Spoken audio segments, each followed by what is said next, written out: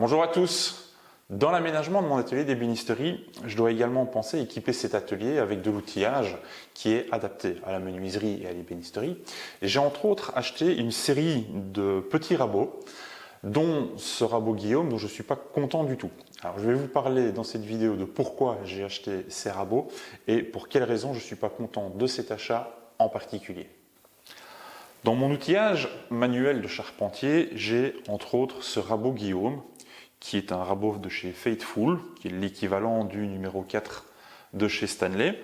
Alors c'est pas un rabot d'une marque de grande qualité, hein, c'est pas du Lie-Nielsen, c'est pas non plus du Stanley d'il y a 50 ans d'ici, mais c'est un rabot qui fait très bien le travail. Il était relativement bon marché et pour le prix, je trouvais que j'avais un outil quand même d'une certaine qualité qui m'apporte tous les réglages nécessaires et qui m'a donné pas mal de satisfaction dans mes différents travaux de charpente. Alors tout à fait naturellement, quand j'ai pensé à acheter des nouveaux rabots pour l'atelier de menuiserie et ébénisterie, sachant que ce sont des outils que je vais relativement peu utiliser, ça va être plus des outils d'appoint que des outils de travail et de fond, je me suis dit je vais rester chez Faithful pour acheter des petits rabots, puisque finalement on a quelque chose qui, sans être de grande qualité, n'est pas non plus quelque chose de médiocre, qui apporte le nécessaire et qui fera très bien le travail à un prix raisonnable, sachant que, comme je viens de vous le dire, ce seront des outils d'appoint. Alors j'ai acheté 3 rabots pour l'atelier. J'ai acheté un premier rabot, celui-ci, qui est un rabot arcalé, qui a exactement les mêmes caractéristiques que l'autre, si ce n'est que on n'a pas une lumière qui est débouchante sur les joues, donc c'est donc pas un Guillaume. J'ai acheté ce petit rabot de paume avec des caractéristiques très intéressantes. On sait régler la lumière, on a une inclinaison de la lame qui est très basse, un très faible angle d'attaque, ce qui permet de faire des coupes qui sont quand même très précises. Et puis j'ai acheté ce petit rabot Guillaume. Alors ce petit rabot Guillaume, il va être très intéressant pour reprendre une feuillure, une rainure, pour autant que le rabot rentre dedans, pour pouvoir reprendre une arase de tenon. Et il avait ceci de séduisant, c'est que en fait on a 3 outils en un. Vous pouvez l'avoir tel qu'il se présente ici, avec ce qu'on appelle le bullnose devant. Alors ce bullnose, il est démontable avec une vis centrale. Il y a 2 ergots de centrage. Voilà. Donc on peut l'enlever, si ça veut bien. Voilà. Voilà. Et vous pouvez l'utiliser comme ceci. Le petit téton ici s'enlève. Et en l'utilisant de la sorte, vous pouvez aller reprendre des coins en allant jusqu'en butée, en fond de votre rainure ou de votre mortaise. Il existe également un petit accessoire comme celui-ci que vous venez monter à cet endroit pour avoir un appui mais beaucoup plus court.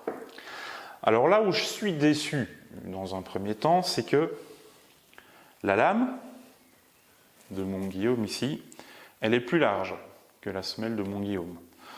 Donc ça c'est quand même un peu un problème, ce qui veut dire que quand je vais l'utiliser, je vais devoir appuyer la joue de mon Guillaume contre ma table pour régler ma lame bien à fleur du côté où je vais vouloir l'utiliser. Et si je dois alterner un côté et puis l'autre, je vais d'abord devoir faire tous les côtés gauche et puis tous les côtés droits et régler ma lame pour pouvoir faire le côté droit. Ça, je trouvais ça quand même un peu dommage. Le système de réglage de la lame, il est quand même vraiment très sommaire. C'est une vis avec une butée et vous poussez ou vous tirez votre lame. Ça fait le travail, mais c'est quand même pas. On n'a pas le niveau de finition, de qualité des autres rabots de la même marque. Donc je suis quand même un peu déçu. Deuxième chose qui me déçoit assez fortement, c'est que quand je monte le bullnose directement sur mon outil, sans utiliser les cales de réglage, donc ils fournissent le rabot avec 2 petites cales d'épaisseur qui vous permettent de régler l'ouverture de la lumière qu'on a entre la lame et la semelle avant du rabot. Sans ces cales de réglage, vous n'avez pas de lumière. Le copeau ne s'est pas passé et donc le rabot est inutilisable. Donc on est obligé de commencer déjà au minimum avec une des cales. Troisième chose sur laquelle je suis déçu, c'est que quand je monte mon rabot, je prends ma règle rectifiée et que je regarde, j'ai pas une semelle qui est plate du tout. J'ai même l'impression que mon rabot il est tordu.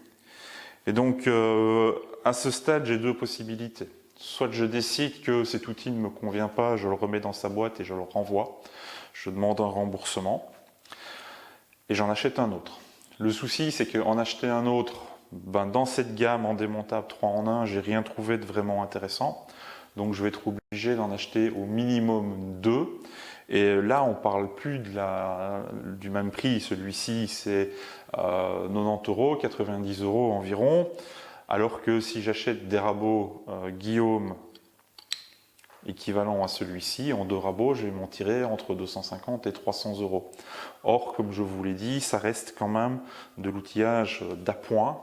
Et je ne suis pas sûr d'avoir envie d'investir des centaines d'euros dans des rabots qui vont plus souvent prendre la poussière qu'être utilisés. La deuxième solution qui s'offre à moi, c'est de prendre mon outil en main et de le rectifier. Alors soit je vais aller le porter chez un tourneur fraiseur qui est pas très loin d'ici, qui va pouvoir me reprendre la semelle et me faire quelque chose de nickel, soit je le fais moi-même à la main avec du papier de verre et mes pierres à affûter. Je verrai bien pour la suite. Alors en attendant, les deux autres rabots que j'ai achetés en même temps, j'ai un petit peu joué avec pour voir ce qu'il en était. Celui-ci, on a un système de réglage de la lumière qui fonctionne bien. Je vais venir me mettre un peu plus près pour vous montrer un peu ça. Donc vous avez ici, donc vous voyez très bien la lumière qui est là. Vous avez une vis de blocage et vous avez ce petit système qui permet de jouer avec votre lumière. Donc ça, c'est quand même quelque chose qui est pas mal fait, qui est intéressant et on peut arriver à avoir de bons résultats avec ce genre de petits rabots. L'autre, c'est le même rabot que mon Guillaume. On a une poignée avant, on a une poignée derrière. Vous avez la molette que vous pouvez tourner tout en travaillant pour pouvoir sentir le réglage de votre lame. On a un contrefer, on a la lame. L'ensemble du corps de la semelle peut être avancé. On retrouve finalement sur cet outil toutes les caractéristiques qu'on attend d'un rabot arcalé. Donc je pense que ce sont des outils qui m'apporteront une certaine satisfaction par rapport à l'usage que je veux en faire. Je vous mets des liens dans la description qui vous permettront de retrouver ces outils sur le net, aussi bien mon rabot Guillaume de charpente que les trois autres ici. Sachez que si vous souhaitez acquérir cet outil, quand vous allez le recevoir, il y aura fort probablement une préparation importante à faire pour pouvoir avoir un outil qui vous apportera entière satisfaction. Sur ce, je vous souhaite un bon week-end, je vous dis à la prochaine et on se retrouve très bientôt. Ciao, ciao!